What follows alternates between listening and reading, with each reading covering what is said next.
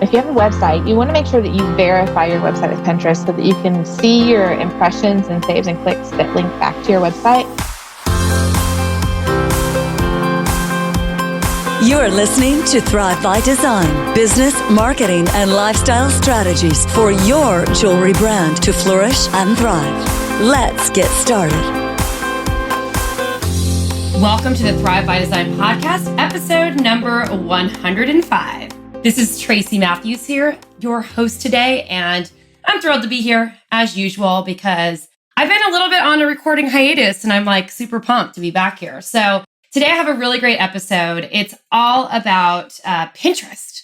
I'm getting a lot of questions about Pinterest. So I wanted to bring on an expert today, Marissa Wood of Blue Fairy Studios, to talk a little bit about how you can grow your Pinterest profile and how you can actually use it to boost your sales. And today we're going to walk you through some really easy action steps that are going to help you improve your profile, get more exposure for your pins, and also get people shopping maybe even directly on Pinterest. It's a great episode. I was like blown away by how much action-packed details were packed into a very short interview of about 20 something minutes. So you're in for a treat today. You're going to love it. And I'm especially excited because Marissa is doing a special guest training for our Diamond Insiders community in August this month. So I'm really, really excited to have her as a guest mentor. And, if you're a Diamond Insider, you're in for a treat. You're super stoked. If you're not a Diamond Insider and you're interested about learning more, you can get on our wait list. So I want to dive into the interview.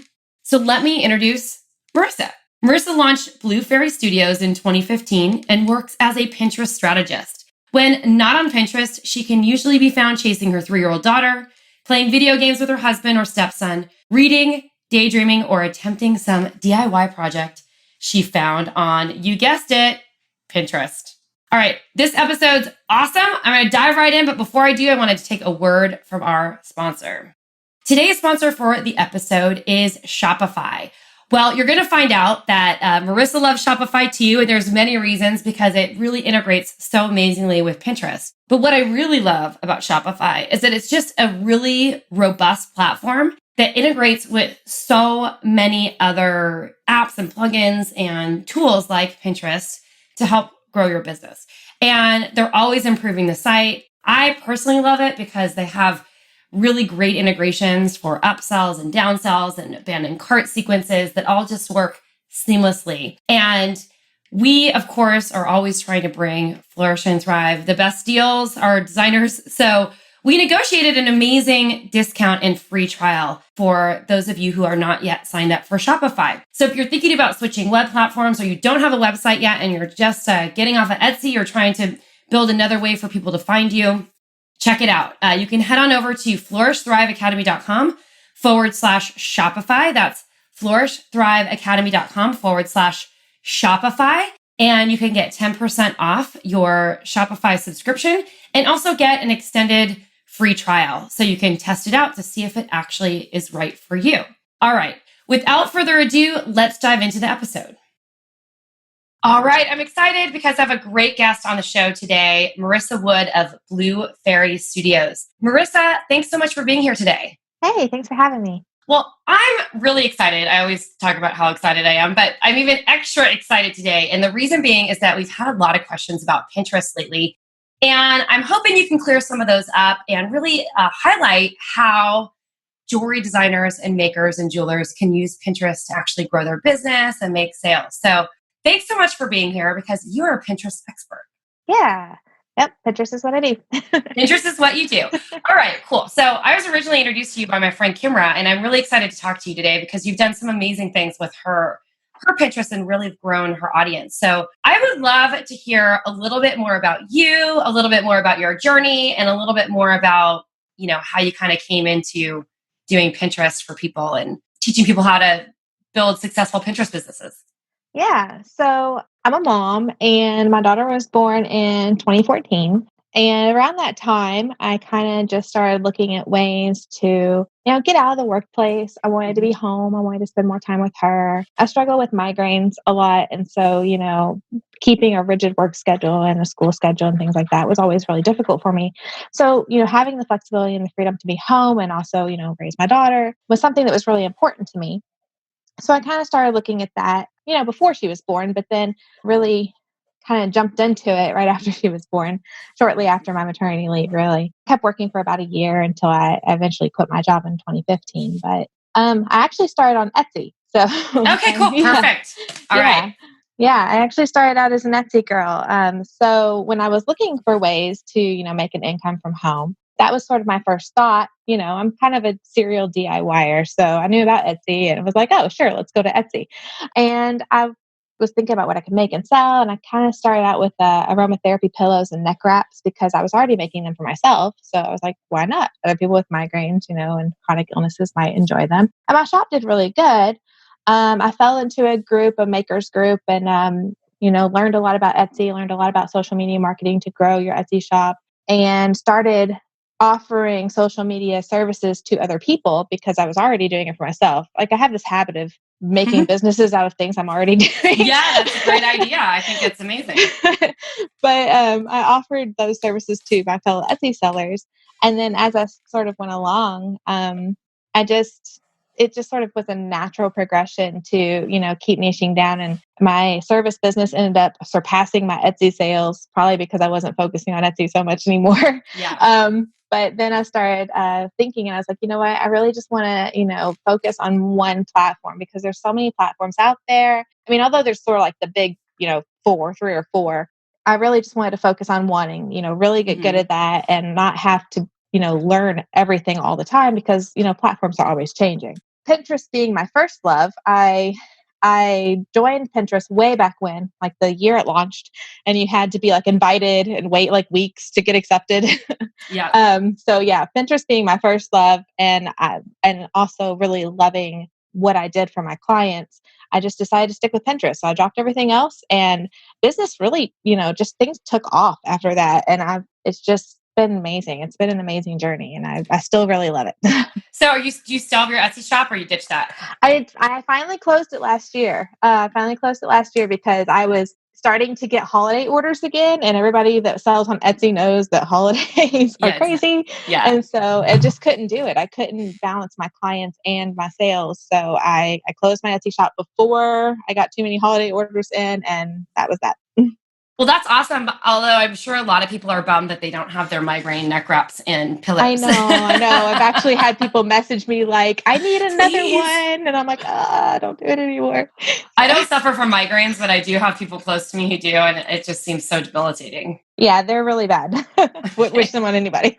Well, let's move on to a more positive note instead of migraines. I'm just kidding. So you kind of like addressed how you kind of fell into Pinterest. Why do you have such a passion? What like sort of drew you into Pinterest, and why did you start to love it so much? Well, I said I was a serial DIYer, and I love, my background's actually in science, which is funny. Interesting. Yeah, that actually my career was, I worked in the healthcare field as a laboratory technologist. So I've had several different careers, so that was my background, but I've always sort of had this split personality. Like I equally love science and art and creative stuff. And so Pinterest, when it came around, it was sort of my creative outlet. Like it was the place I went to find ideas and inspiration. And, you can find anything on there, really, recipes, all kinds of stuff. It really helped me when I was learning to cook when I got married. I found recipes and baking and stuff on that. So I don't know. It's just, you can find anything on there. It's great. You really can. Yeah, it's so cool. And it's become such a sales tool and like traffic driving tool, I feel like, for lots of different types of businesses. Yeah. Even product-based businesses. Yeah. How did you use it for your Etsy shop? Like, give us a little download on that. So I started using it for my Etsy shop shortly before. I didn't use it extremely a lot for my Etsy shop, actually, because I started that's around the tipping point, when I kind of tipped into using more services. But I did get a lot of good results from it. I did get Pinterest traffic in my Etsy shop, even as little as I used it. But I would post like images for my shop, my products and things like that on curated boards for aromatherapy, like different uses for different oils, the other DIY spa, things like people like make scrubs and stuff like that. So I used it a lot more for like information and education about aromatherapy and relaxation techniques. But then I also looped my products in so that, that was sort of like, here's a technique that you can use. Exactly. Yeah. So. Exactly. Oh, that's so cool. I love that. So as we know, like Pinterest is super powerful for product-based businesses, especially jewelry designers. In fact, we have several designers in our community who are getting a ton of traffic from Pinterest. And I was talking with one of our designers recently, and she was mentioning how her traffic on her website started declining because like someone reported one of her pins at like her highest traffic driving pin, which is her copyright, but as a copyright infringement. And so she's like super bummed. She's trying to gain that back. So let's talk about like why Pinterest is so powerful for product-based businesses, not only for traffic driving, but for awareness and all that sort of stuff. Yeah. So one of the things that people think is that Pinterest is a social media site, and it's really not. It's really a search engine.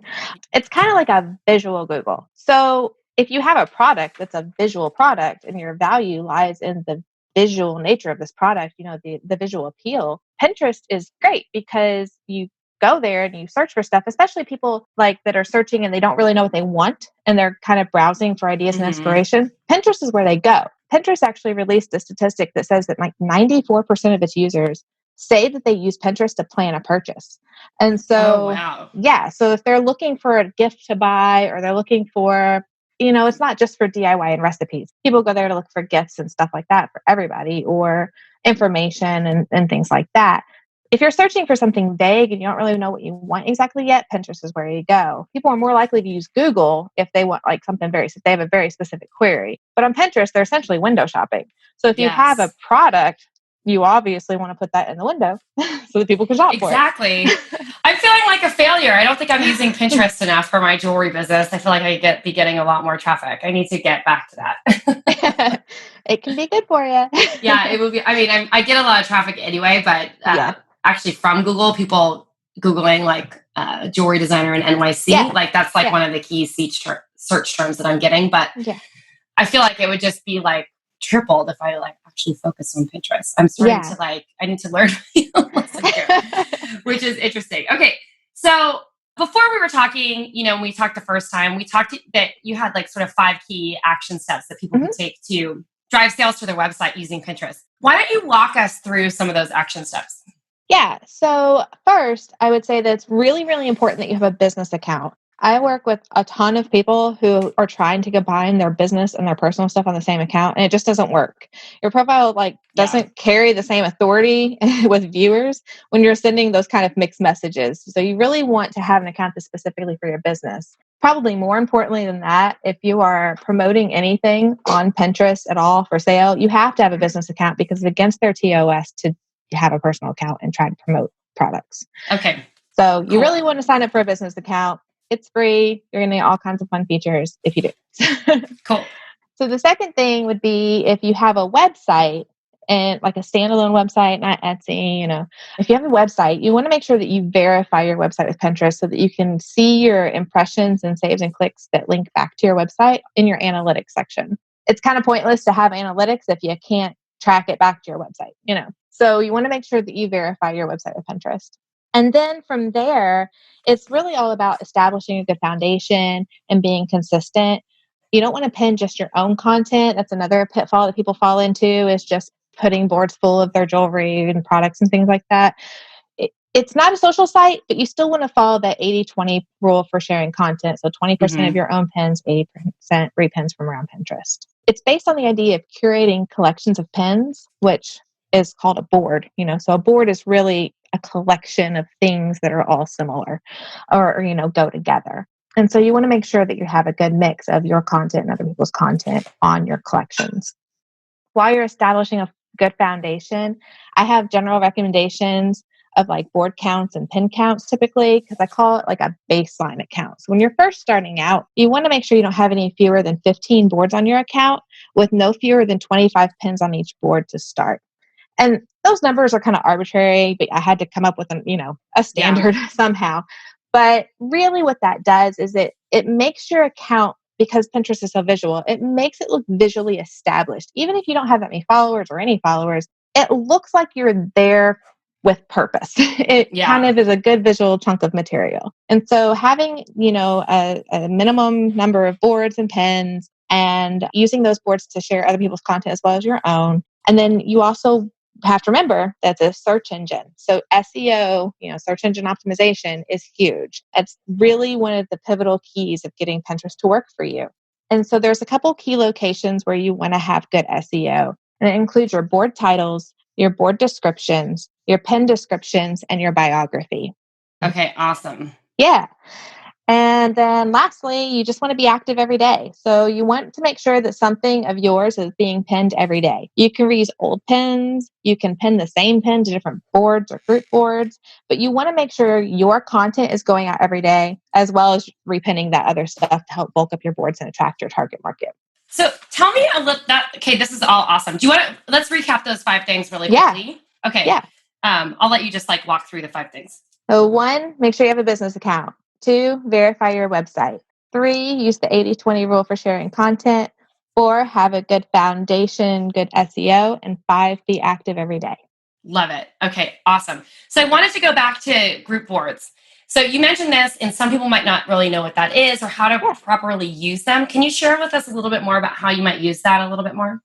Group boards are typically boards that have multiple contributors, and they generally center around a central topic, or sometimes you get group boards that aren't very topicked, but generally they have a general theme or a general topic. And what group boards does is it extends the reach of your pin. So if you are pinning just to your own private board, you're going to reach your followers and you're going to reach people that Pinterest decides to show your pin to in the smart feed based on their pinning habits and things like that. Yep. When you pin to a group board, you're reaching not only your followers, not only the smart feed people, but you're reaching all the contributors on this group board who typically use the group boards to repin to their followers to find content, all that content sharing that we have to do. Mm-hmm. People use group boards for that. So they can repin to their followers and things like that. So it really just helps extend the reach of that pin and get more eyes on it, especially if you don't have very many followers. The caveat to that is that there's no standard for joining group boards. So everybody that makes a group board makes up their own rules for it. And if you don't have a lot of followers, sometimes it's hard to get accepted to a group board, but you can just stick with it. There's a ton of group boards out there. You can at least join a few. How do you find them? That's a good question. There's a couple ways that I recommend. One way is to use Board Booster. If you are using a Board Booster as a pin scheduling tool, they actually have a feature in there that that shows you top performing group boards. And so you can search for them that way. Pingroupie.com used to be I don't really recommend that site anymore, but if you can't find them any other way, it's a last ditch effort. Pingroupie.com is good for finding group boards. But the way that I typically do it is chain searching. And so basically you find an account that is maybe in the same niche as you or has content that you would share, and you look at their group boards. And then you would go through and look at the owner of that group board and see what other group boards they offer. And so you basically just keep following from account to account to board to find more and more group boards. It's the easiest way to do it. Exactly. It's the easiest way and it's the most dangerous way because you will waste hours if you don't set a timer. Exactly. Yeah. Is there a way to sort of save the progress that you made, or is it not so much? As far as let's say you're okay, I got 30 minutes to do this, and you go down a rabbit hole, and your timer goes off.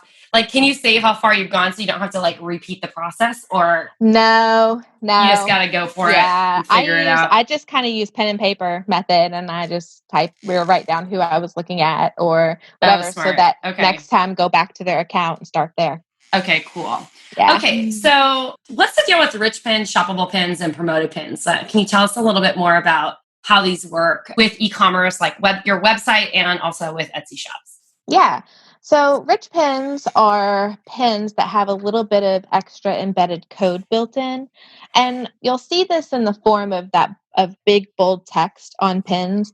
Also for product pins, they'll have prices on it. There's a couple different types, but makers are concerned about product pins, obviously. Yeah. If you have an Etsy shop, when you pin directly from your Etsy shop, your listings are going to be rich pins by default. As long as you pin from that first image. I think if you pin from the second to fifth image, sometimes rich pins don't acknowledge that.